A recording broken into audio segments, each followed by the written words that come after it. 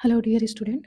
आज हम आप लोगों को सेल ऑर्गेनेल्स का जो न्यूक्लियस वाला पोर्शन है वो पढ़ाएंगे। ठीक है, इससे पहले हम और सारे ऑर्गेनेल्स पढ़ चुके हैं, तो यहाँ पे हम हेडिंग डाल दे रहे हैं न्यूक्लियस। न्यूक्लियस के बारे में हम डिटेल में पढ़ेंगे। ये हो जाएगा हमारा न्यूक्लियस। ठीक है, ये हेडिंग हो गया। अब यहाँ फर्स्ट पॉइंट हम डाल दे रहे हैं। तो फर्स्ट पॉइंट में हम देखेंगे कि न्यूक्लियस की डिस्कवरी कौन से साइंटिस्ट ने किया था। ठीक है, तो साइंटिस्ट का नाम है रॉबर्ट ब्राउन। ठीक है, इन्होंने न्यूक्लियस की डिस्कवरी की थी, वो भी 1838 में। ठीक है, तो यहाँ हम लिख देंगे रॉबर्ट ब्राउन। रॉबर्ट ब्राउन, ठीक है, ये साइंटिस्ट है। Use the term use the term nucleus nucleus in 1838 में। ठीक है, इतने में इन्होंने इसको न्यूक्लियस टर्म दिया था। तो हमारा सेकंड पॉइंट हो जाएगा, ये जो न्यूक्लियस होता है ये क्या होता है, डबल मेम्ब्रेनस स्ट्रक्चर होता है। जैसे हम लोग और सारे ऑर्गेनेल्स पढ़े थे, जैसे कि माइटोकॉन्ड्रिया हो गया, क्लोरोप्लास्ट हो गया। ठीक है, तो ये सब क्या थे, डबल मेम्ब्रेनस थे। तो ठीक उसी तरह हमारा न्यूक्लियस भी क्या होता है, डबल डबल मेम्ब्रेनस स्ट्रक्चर होता है। तो यहाँ हम लिख देंगे nucleus nucleus is A double membrane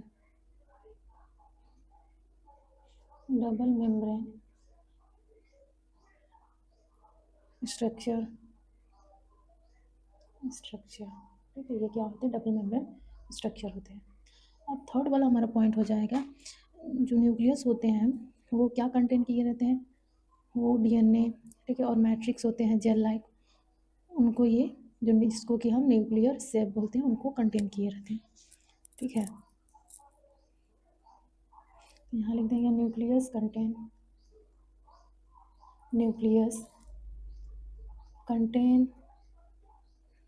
DNA and associated protein and associated protein।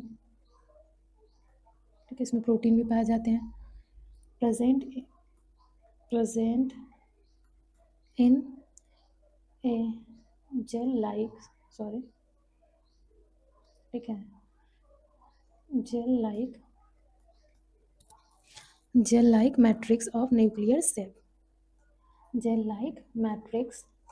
Of nuclear cell. ठीक है, तो ये जो न्यूक्लियस हमारा रहता है कंटेन किया रहता है डीएनए को और उससे रिलेटेड जो एसोसिएटेड प्रोटीन होते हैं उनको, और ये सारे प्रेजेंट होते हैं कहाँ, एक जेल लाइक स्ट्रक्चर होता है या मैट्रिक्स होता है, उसी के अंदर ये प्रेजेंट होते हैं जिसको न्यूक्लियर शेप बोलते हैं। ठीक है, अगर इसकी शेप की बात करें तो जो न्यूक्लियस होता है ये यूजुअली क्या होते हैं, राउंड शेप के होते हैं। ठीक है, द शेप ऑफ द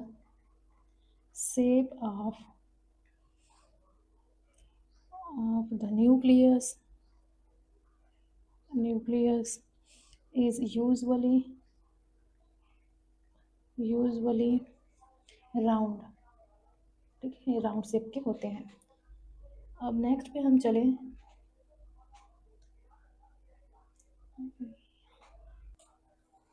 ठीक है, तो अब हम नेक्स्ट पे चलेंगे। तो हमारा जो फिफ्थ वाला पॉइंट होगा, इसमें क्या होता है, जो न्यूक्लियस होते हैं वो जनरली क्या होते हैं, मोनोन्यूक्लिएट होते हैं। लेकिन कुछ ऐसे भी न्यूक्लियस होते हैं जो कि क्या होते हैं, बाई न्यूक्लिएटेड होते हैं और मल्टी न्यूक्लिएटेड होते हैं।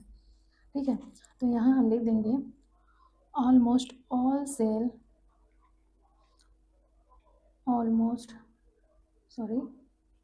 ठीक है, almost all cells are mononucleated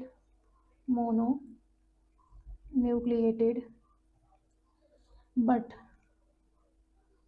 ठीक है, सारे जो होते हैं मोनोन्यूक्लिएटेड होते हैं, बट कुछ ऐसे होते हैं जो कि क्या होते हैं, बाई न्यूक्लिएटेड होते हैं। But some are binucleated and multinucleated, ठीक है। कुछ क्या होते हैं, मल्टी न्यूक्लिएटेड होता है, कुछ बाई न्यूक्लिएटेड होते हैं। अब इसमें क्या होते हैं, बाई न्यूक्लिएटेड में कौन कौन आ जाएंगे, ठीक है। फॉर एग्जांपल के लिए अगर हम देखें तो बाई न्यूक्लिएटेड में हमारे जो क्या होते हैं, पैरामीशियम, ठीक है। जो पैरामीशियम ऑर्गेनिज्म होता है उसमें 2 न्यूक्लियस पाया जाता है, पैरामीशियम, ठीक है। और सेकंड हो जाएगा हमारा कार्टिलेज, कार्टिलेज हो जाएंगे, एंड सम लिवर सेल्स हो जाएंगे, सम लिवर सेल्स, सम लिवर सेल्स। अब मल्टी न्यूक्लिएट में अगर हम देखें एग्जांपल, तो इसमें हो जाएंगे बोन मैरो, ठीक है, बोन मैरो। और सेकंड हमारा हो जाएगा स्ट्रेटेड मसल्स, ठीक है। उसमें भी क्या होते हैं, ये मल्टी न्यूक्लिएटेड होते हैं, इस स्ट्रेटेड मसल, ठीक है। ये क्या होते हैं, मल्टी न्यूक्लिएटेड होते हैं। अब नेक्स्ट अगर हम पॉइंट की बात करें, ठीक है, तो जो न्यूक्लियस होता है वो क्या होता है, डोमिनेंट ऑर्गेनेल्स होता है। डोमिनेंट का मीन्स ये होता है कि जितने भी ऑर्गेनेल्स इसमें प्रेजेंट है, न्यूक्लियस इनमें बड़ा, सबसे बड़ा होता है, ठीक है। तो ये क्या होता है, डोमिनेंट होते हैं। और ये क्या करते हैं, जितने भी ऑर्गेनेल्स हैं, ठीक है, उनको क्या करते हैं, सेल को कंट्रोल करने का काम भी हमारा न्यूक्लियस का ही होता है, ठीक है। इसको ब्रेन ऑफ द सेल भी बोला जाता है, कॉमन नेम है इसका, ठीक है। तो इतना तो सबको पता ही होगा, तो इसको हम नहीं लिख रहे हैं, ठीक है। तो यहाँ लिख देंगे nucleus is the, nucleus is the dominant organelles, dominant organelles of a cell which controls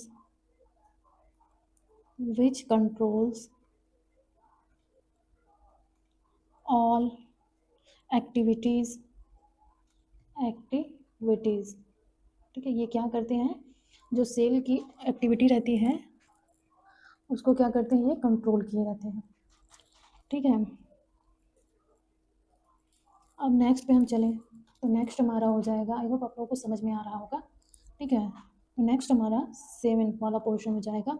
तो 7th वाला जो पॉइंट होगा उसमें क्या हो जाए, जो न्यूक्लियस होता है उसमें क्या होता है कि एक सेमी लिक्विड फ्लूइड भरा रहता है, जिसको कि क्या बोला जाता है, न्यूक्लियोप्लाज्म। जैसे साइटोप्लाज्म है, सेल के अंदर साइटोप्लाज्म प्रेजेंट होते हैं, ठीक है, उसी तरह न्यूक्लियस के अंदर भी क्या होते हैं, न्यूक्लियोप्लाज्म प्रेजेंट होते हैं। तो यहाँ हम लिख देंगे the nuclear fluid, the nuclear fluid present in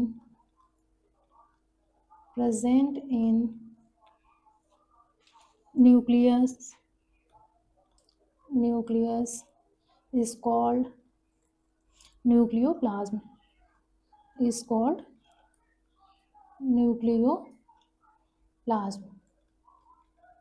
ठीक है। उसको न्यूक्लियोप्लाज्म बोला जाता है।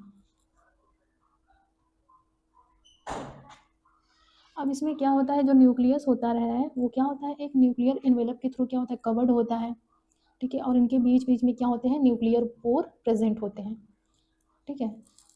तो अब यहाँ हम लिख देंगे 8 वाला पोर्शन जो रहेगा, द न्यूक्लियर इन्वेलप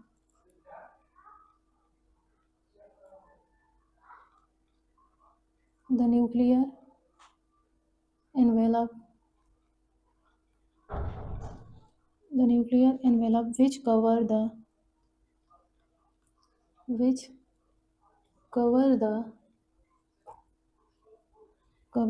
nucleus, ठीक है। ये जो न्यूक्लियर इन्वेलप रहता है ये न्यूक्लियस को कवर किया रहता है। न्यूक्लियस कंटेन्स न्यूक्लियर पोर, और उसी पे क्या होते हैं, न्यूक्लियर पोर भी प्रेजेंट रहते हैं, ठीक है। कंटेन्स न्यूक्लियर पोर्स,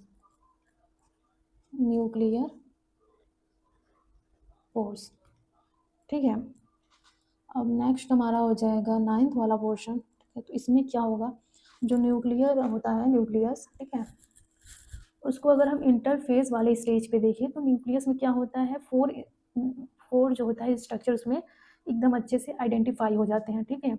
इंटरफेस को मतलब कि नॉन डिवाइडिंग फेज जो होता है उसमें अगर हम देखें तो यहाँ हम लिख देंगे न्यूक्लियस एट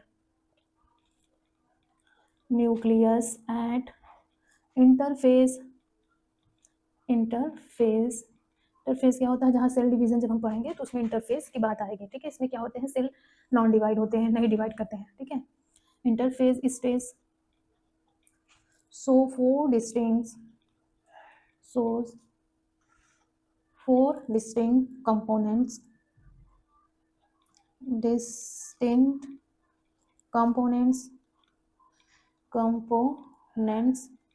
ठीक है, 4 डिस्टिंक्ट कंपोनेंट्स होते हैं।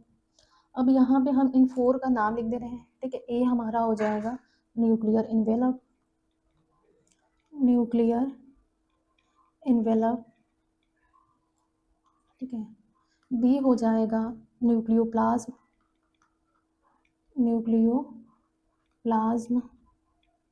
सी हो जाएगा क्रोमैटिन।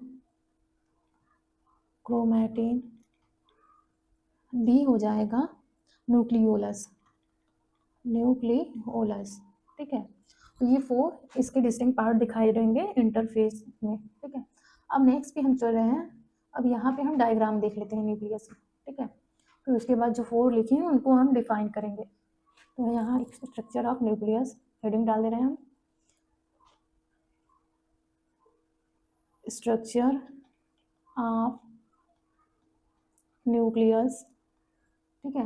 न्यूक्लियस की स्ट्रक्चर के बारे में बात करें तो यहाँ पे हम इसका स्ट्रक्चर ड्रा कर रहे हैं ताकि आप लोगों को समझ में आ जाए, उसके बाद हम एक एक चीज़ों को अच्छे से बताएंगे, ठीक है। तो ये हमारा हो गया मेम्ब्रेन, जिसको बोलते हैं न्यूक्लियस इन्वेलप, ठीक है। और इसके बीच बीच में ये क्या होते हैं, पोर प्रेजेंट होते हैं, ठीक है। ये इसके बीच बीच में ये जो स्पेस छूटा हुआ है वो न्यूक्लियस पोर होते हैं, ठीक है। तो ये पोर वाले पोर्शन को हम छोड़ रहे हैं, बाकी ये जो पूरा एरिया कवर किया है उसको न्यूक्लियर इन्वेलप बोलते हैं, ठीक है। अब इसमें एक क्या होता है, डेंस स्ट्रक्चर दिखाई देता है, जो क्या होता है, न्यूक्लियोलस होता है। और इसमें क्या होंगे, क्रोमैटिन होंगे, ठीक है। ये जो क्रोमैटिन होगा ये अलग है, ठीक है। इसमें क्या होते हैं, कुछ ऐसे फ्री फॉर्म में क्रोमैटिन प्रेजेंट होंगे, ठीक है। इसमें क्या होंगे, प्रोटीन लगे रहते हैं, स्टोन प्रोटीन। तो इन सब चीज़ों को अभी हम डिफाइन करेंगे, ठीक है। अभी नेमिंग कर दे रहे हैं।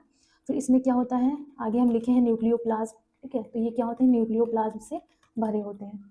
तो ये वाला जो पोर्शन होता है, ठीक है, ये इसको हम नेमिंग करें, ये क्या होते हैं, हमारे न्यूक्लियोलस होते हैं, ठीक है। न्यूक्लियोलस, ये न्यूक्लियोलस हो गए। अब इसके अंदर जो ये लिक्विड भरा है इसको बोलेंगे न्यूक्लियोप्लाज्म,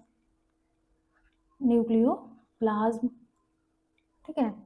अब ये जो होते हैं हमारे, अब यहाँ पे एक तो मैं स्ट्रक्चर बोल गई, ठीक है। यहाँ पे कुछ ऐसे फाइबर लाइक स्ट्रक्चर पाया जाता है जो कि क्या होते हैं, प्रोटीन होते हैं, ठीक है।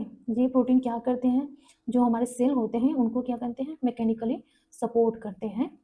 तो ये प्रोटीन भी यहाँ पे पाए जाते हैं। तो यहाँ पे हम लिख देंगे ये ल्यूमेन होता है, ठीक है। ल्यूमिना होता है। और ल्यूमिना क्या होते हैं, इसमें ये इंटरमीडिएट फिलामेंट होते हैं, ठीक है। इंटरमीडिएट फिलामेंट प्लस इसमें क्या हो जाएंगे, लेमी इस लेमिन प्रोटीन होता है, ठीक है। लेमिन प्रोटीन इनसे मिलके ये बना होता है। और ये क्या करते हैं, उनके फंक्शन के भी बारे में अगर देख ले तो ये मैकेनिकली सपोर्ट करते हैं, ठीक है। मैकेनिकल सपोर्ट करते हैं, ठीक है। ये हो गया। अब ये क्या होते हैं, क्रोमैटिड हो गए। यहाँ पे इसकी बात करें तो ये मतलब जो लूजली पैक्ड होते हैं, ठीक है, उसको बोला जाता है यू क्रोमैटिन, ठीक है। आगे हम डिफाइन करेंगे सब अच्छे से। अब यहाँ आप लोग देख लीजिए यू क्रोमैटिन, ठीक है। ये यू क्रोमैटिन होते हैं। और जो डेंसली पैक्ड होते हैं इनको बोला जाता है हेट्रोक्रोमैटिन, ठीक है। ये हो जाएंगे हमारे हेट्रोक्रोमैटिन, ठीक है। ये हेट्रोक्रोमैटिन और ये यू क्रोमैटिन। अब अगर इनके ये क्या होते हैं, न्यूक्लियर पोर होते हैं, ठीक है। न्यूक्लियर पोर हो गए ये। अब इनमें जो ये स्ट्रक्चर है ये इनर मेम्ब्रेन हो गया, क्या हो गया, ये इनर मेम्ब्रेन, और ये जो बाहर वाला है इसको बोलेंगे हम आउटर मेम्ब्रेन, सॉरी, ठीक है, ये जो बाहर वाला पोर्शन रहेगा उसको बोलेंगे आउटर मेम्ब्रेन, ठीक है। ये इनर और आउटर को मिला के ही क्या बोला जाता है, न्यूक्लियर एनवेलप, ठीक है, न्यूक्लियर एनवेलप, इन दोनों को मिला के बोला जाता है न्यूक्लियर एनवेलप, ठीक है। और बीच में वही न्यूक्लियर स्पेस पाया जाता है, ये जो खाली वाला पोर्शन है, ठीक है। तो ये इतने सारे इसके पार्ट हो गए, न्यूक्लियोलस हो गए, ठीक है, ये न्यूक्लियोलस हो गया, ये भी क्या होते हैं, डेंस होते हैं, ये न्यूक्लियोलस हो गया, न्यूक्लियोप्लाज्म हो गए, यहाँ पे ल्यूमिना हो गया, ल्यूमिना क्या होता है, इंटरमीडिएट फिलामेंट और लेमिन प्रोटीन से मिलकर बना होता है, ये क्या करते हैं, मैकेनिकली सपोर्ट करते हैं न्यूक्लियस को। यूक्रोमेटिन हो गए और हेट्रोक्रोमेटिन जो कि डेंस होते हैं, ठीक है, न्यूक्लियर पोर हो गए, आउटर मेम्ब्रेन, इनर मेम्ब्रेन, इसी को मिला के क्या बोलते हैं, न्यूक्लियर इन्वेलप। तो ये पूरा हमारा स्ट्रक्चर हो गया न्यूक्लियस का। अब हम चलें इसको डिफाइन करें, ठीक है, एक एक चीज़ को डिफाइन करेंगे, तो जब आप पढ़ेंगे तो उसके बारे में पता चलेगा। तो यहाँ पे हम हेडिंग डाल दे रहे हैं न्यूक्लियोप्लाज्म, ठीक है, ए वाला हमारा पोर्शन हो जाएगा न्यूक्लियोप्लाज्म, न्यूक्लियोप्लाज्म, ठीक है। अब ये न्यूक्लियोप्लाज्म क्या होते हैं, ठीक है, अब इसके बारे में हम लोगों को पढ़ना होगा। ये क्या होते हैं, ट्रांसपेरेंट होते हैं, ठीक है, सेमी फ्लूइड रहते हैं, और ये क्या कहते हैं, ग्राउंड सबस्टेंस होते हैं,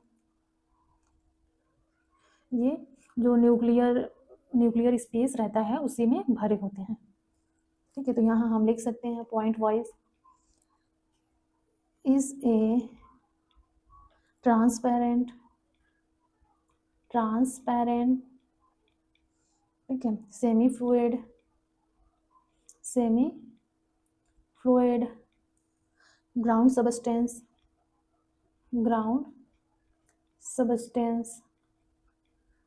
that fill most of the intranuclear space, ठीक है, intranuclear space।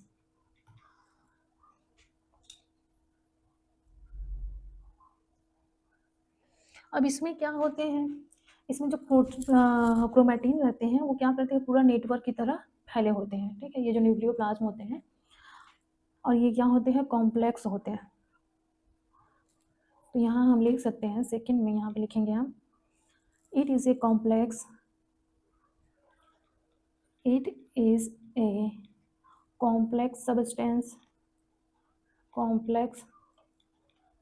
substance in which chromatin network remains suspended, ठीक है। तो ये हमारा न्यूक्लियस वाला पोर्शन हो गया। अब हम नेक्स्ट चलते हैं, सॉरी न्यूक्लियस नहीं, न्यूक्लियोप्लाज्म वाला पोर्शन हो गया। अब हम नेक्स्ट पे चलेंगे, तो अब यहाँ से देखेंगे हम क्रोमैटिन नेटवर्क, ठीक है, जो हम लोग 4 हेडिंग डाले थे ABCD करके, उसी के बारे में हम लोग पढ़ रहे हैं। तो यहाँ पे हमारा ये B वाला पोर्शन हो जाएगा, ठीक है। तो इसमें लिखेंगे हमारा हेडिंग हो जाएगा क्रोमैटिन नेटवर्क,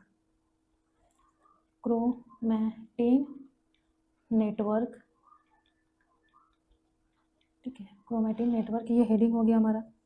तो क्रोमैटिन नेटवर्क की बात करें तो ये क्या होता है, ये हमारा DNA और प्रोटीन से मिलके बने होते हैं, ठीक है, और ये क्या होते हैं, जो न्यूक्लियोप्लाज्म होते हैं उसी में ये प्रेजेंट होते हैं। तो यहाँ हम लिख सकते हैं, it is made up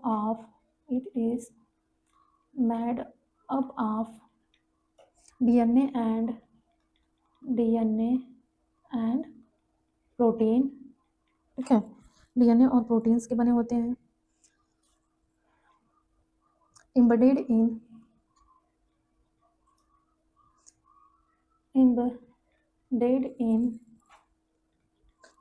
the nucleoplasm,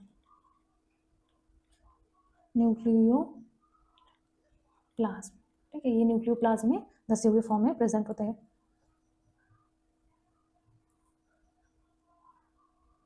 अब क्या होता है जब इसका रेस्टिंग स्टेज आता है तो जो क्रोमोसोम होते हैं करें तो अब नेक्स्ट की बात करें तो हमारा हो जाएगा जो क्रोमोसोम होता है, ठीक है, वो ड्यूरिंग क्या होता है रेस्टिंग स्टेज में जो क्रोमोसोम होता है वो लूजली हो जाता है, फिर अनकॉइल्ड हो जाता है, तो उसी को हम क्या करते हैं क्रोमैटिन बोलते हैं, ठीक है। जब वो खुले फॉर्म में हो जाएंगे तो उसको क्रोमैटिन बोलेंगे। तो यहाँ हम लिख सकते हैं during the resting stage the the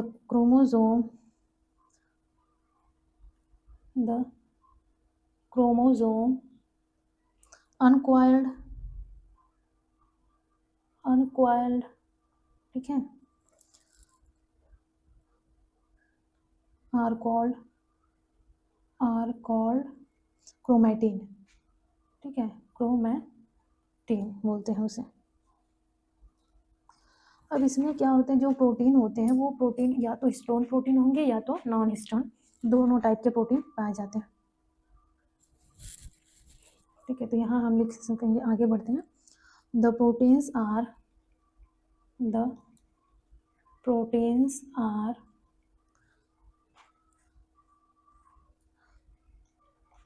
either histone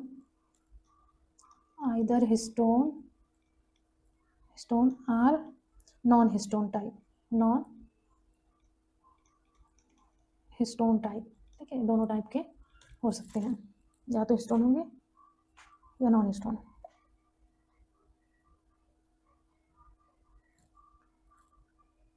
अब यहाँ पे हम आगे डायग्राम में लिख रहे थे यूक्रोमेटिन है हेट्रोक्रोमेटिन, ठीक है। तो यहाँ पे हम पॉइंट बना के लिख दे रहे हैं, पहले हेडिंग डाल दे रहे हैं हेट्रोक्रोमेटिन, ठीक है। हेट्रोक्रोमेटिन क्या होते हैं उसके बारे में, हेट्रोक्रोमेटिन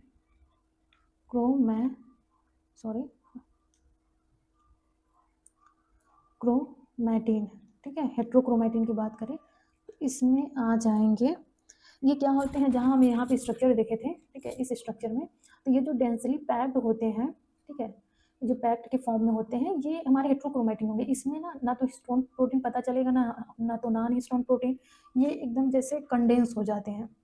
तो इसका मतलब यूज़ नहीं होता है प्रोटीन सिंथेसिस में, क्योंकि इसमें पता ही नहीं चलेगा कि कौन सा जीन या प्रोटीन कहाँ प्रेजेंट है, ठीक है, तो उसको बोलेंगे हेट्रोक्रोमेटिन। और जो ये यूक्रोमेटिन होते हैं ये क्या होते हैं, लूजली पैक्ड होते हैं, ठीक है, ये थ्रेड लाइक स्ट्रक्चर में देख रहे होंगे आपके, ठीक है, इसमें प्रोटीन नॉन हिस्टोन प्रोटीन ये सारे पता चलते हैं, तो इसको यूक्रोमेटिन बोला जाता है, ठीक है। तो वही चीज़ यहाँ पे हम लोगों को लिखना भी होगा।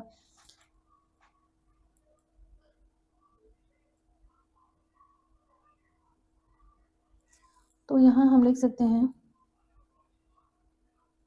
तो जो मोस्ट ऑफ क्रोमेटिन थ्रेड होते हैं वो क्या होते हैं, कंडेंस फॉर्म में होते हैं, तो उसी को क्या बोला जाता है हेट्रोक्रोमेटिन। तो यहाँ हम लिख सकते हैं मोस्ट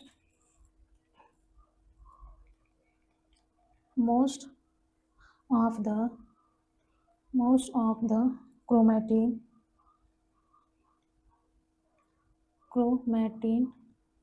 थ्रेड, ठीक है, क्रोमेटिन थ्रेड ये क्या होते हैं, most of the chromatin thread coiled and condensed mass coiled and condensed condensed masses called heterochromatin, ठीक है, तो इसको हेट्रोक्रोमेटिन बोलते हैं। अब नेक्स्ट पे हम चलें तो यहाँ पे डाल देंगे हम यूक्रोमेटिन, दूसरा हमारा हो जाएगा euchromatin, euchromatin,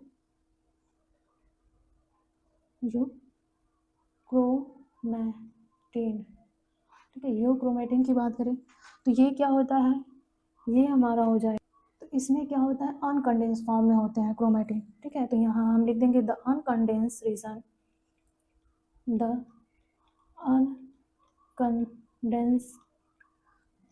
reason regions of chromatin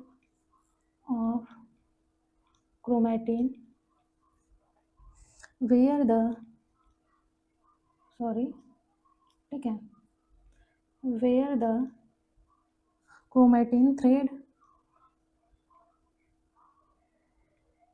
chromatin chromatin thread are largely are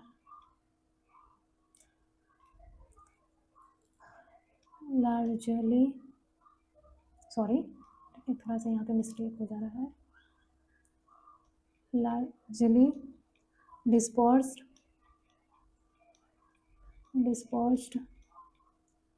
ठीक है, dispersed is called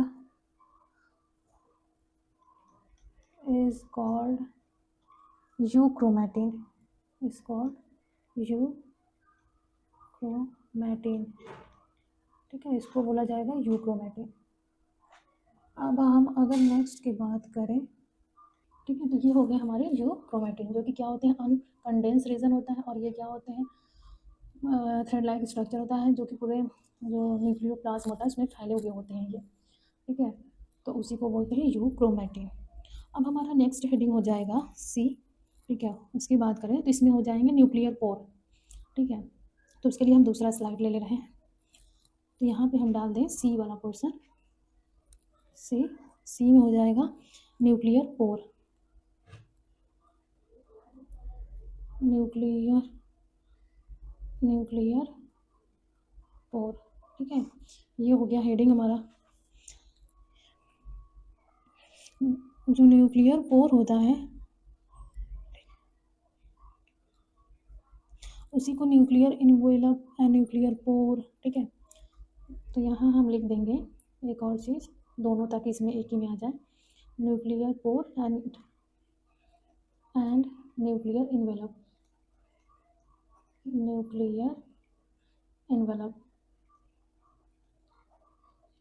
ठीक है, ये हो जाएंगे हमारे, एक ही में दोनों को हम एक साथ बता दे रहे हैं।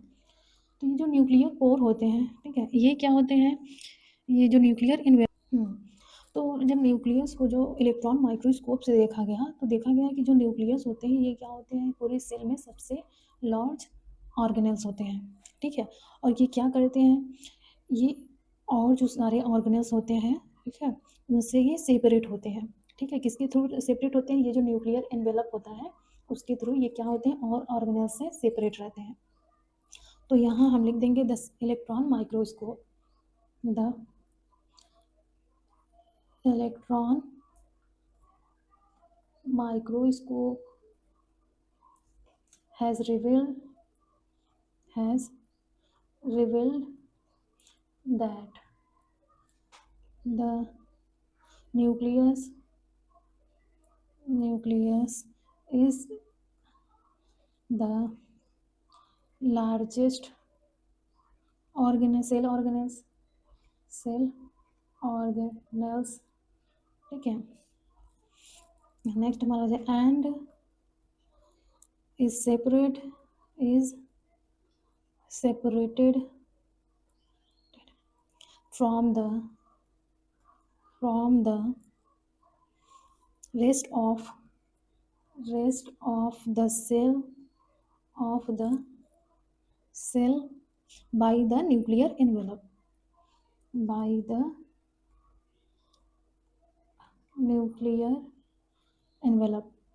ठीक है, न्यूक्लियर एनवेलप से ये क्या होते हैं, सेपरेट होते हैं, और ये क्या होते हैं, डबल मेम्ब्रेनस स्ट्रक्चर होते हैं, तो यहाँ हम लिख देंगे it is A double membrane structure,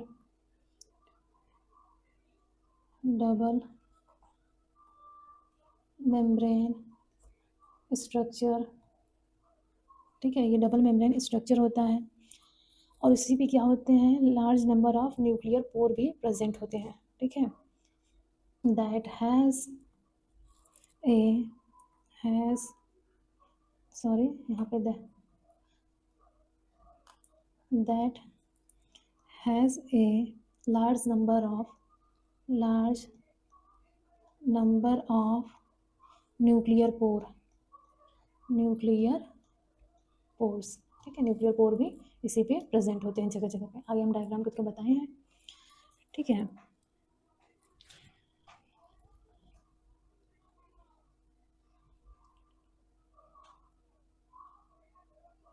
और ये जो न्यूक्लियर पोर होते हैं ये किस काम के होते हैं, ठीक है, किस लिए यूज़ किए जाते हैं, तो ये कहते हैं इसमें जो मटेरियल होता है साइटोप्लाज्म में और न्यूक्लियोप्लाज्म में उसको क्या करता है, कम्युनिकेशन करने का काम करता है, ठीक है। तो कम्युनिकेट एक तरह से रास्ता प्रोवाइड कराता है, ठीक है। तो यहाँ हम लिख सकते हैं nuclear pore, nuclear pore communicate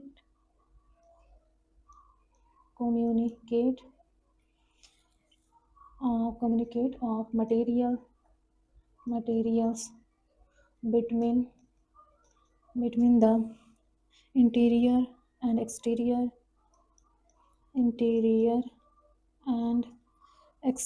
of nucleus,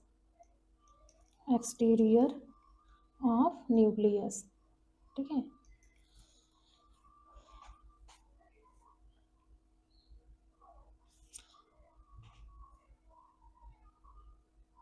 अब यहाँ जो आउटर और इनर मेम्ब्रेन होती है इनके बीच में एक स्पेस पाया जाता है जिसको बोला जाता है पेरी न्यूक्लियर स्पेस, ठीक है।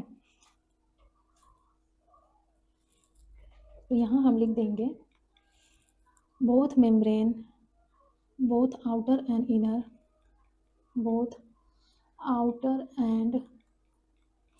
inner membrane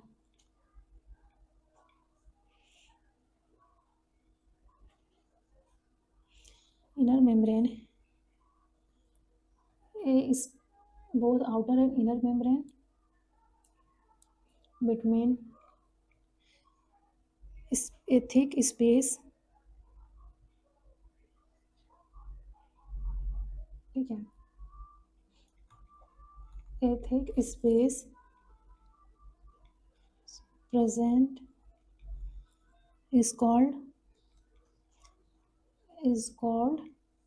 पेरीन्यूक्लियर स्पेस, ठीक है, पेरीन्यूक्लियर स्पेस बोला जाता है उसे, ये पेरीन्यूक्लियर स्पेस होते हैं। अब नेक्स्ट पे हम चलें, हो जाएगा the nuclear envelope,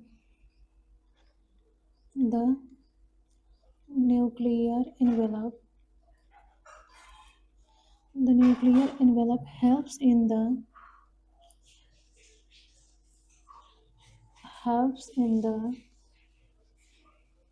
transfer of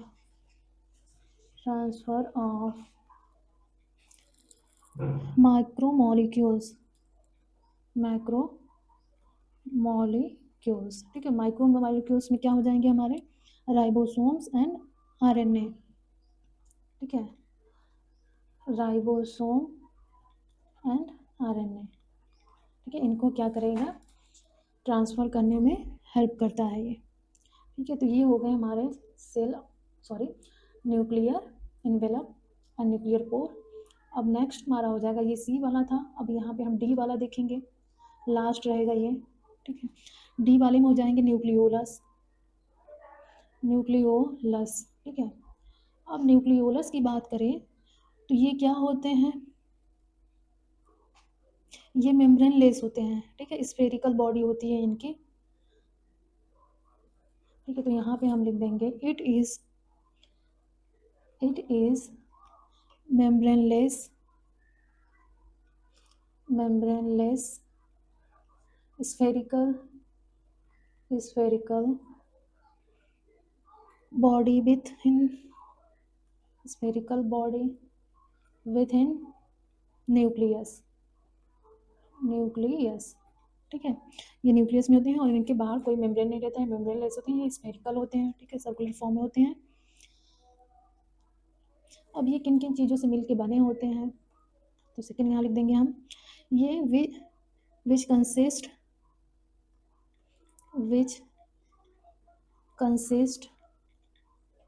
which consists largely of ribonucleoprotein,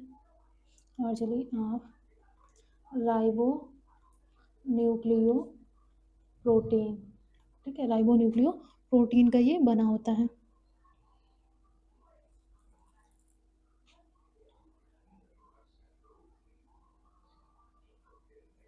अब इसमें क्या होता है, जो क्रोमोसोम एक्टिव होते हैं वही क्या करते हैं, हमारे जो आरएनए रहता है उसका सिंथेसिस करते हैं, ठीक है।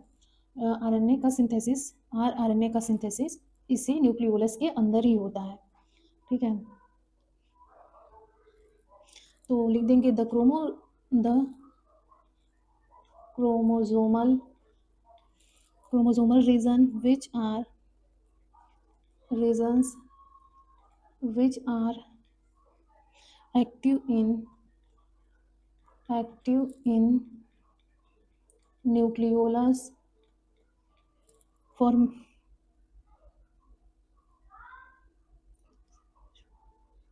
nucleolus formation and which function in synthesis of RNA, which functions of synthesis of RNA, ठीक है। RNA का ये सिंथेसिस करता है।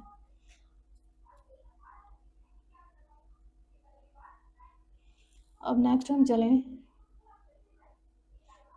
तो यहाँ पे हम देख लेते हैं फोर्थ वाला पोर्शन, यहाँ पे राइबोसोमल आरएनए का सिंथेसिस होता है, ठीक है। तो द राइबोसोमल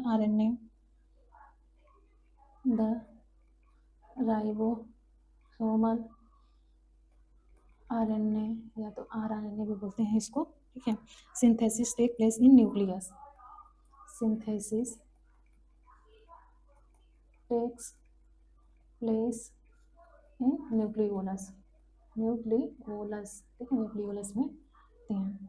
फिफ्थ की बात करें तो ये जो न्यूक्लियस होता है, न्यूक्लियोलस मेड मतलब बने होते हैं ग्रेन्युलर पार्ट, फाइब्रिलर पार्ट, ठीक है, इन सबसे मिलके बने होते हैं। तो यहाँ हम लिख देंगे लास्ट वाला जो पॉइंट हमारा लगा, nucleolus made up of granular part, ठीक है, फाइब्रिलर पार्ट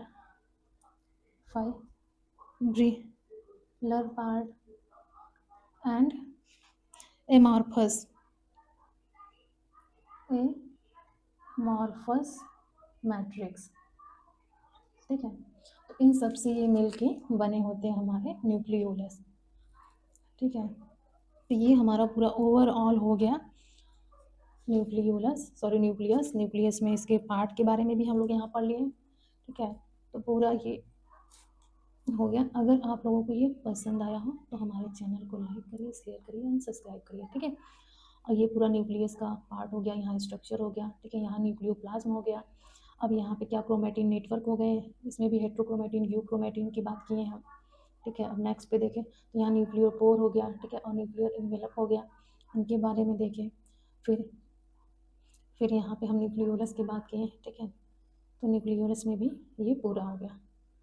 तो आई होप आप लोगों को ये वीडियो पसंद आया होगा, ठीक है। अगर आप लोगों को कोई डाउट हो गया, कोई भी क्वेरी हो तो आप कमेंट बॉक्स में कमेंट करिएगा, ठीक है। अब हमारा नेक्स्ट वीडियो देखते हैं हम किस पे बनाते हैं, ठीक है। Bye bye.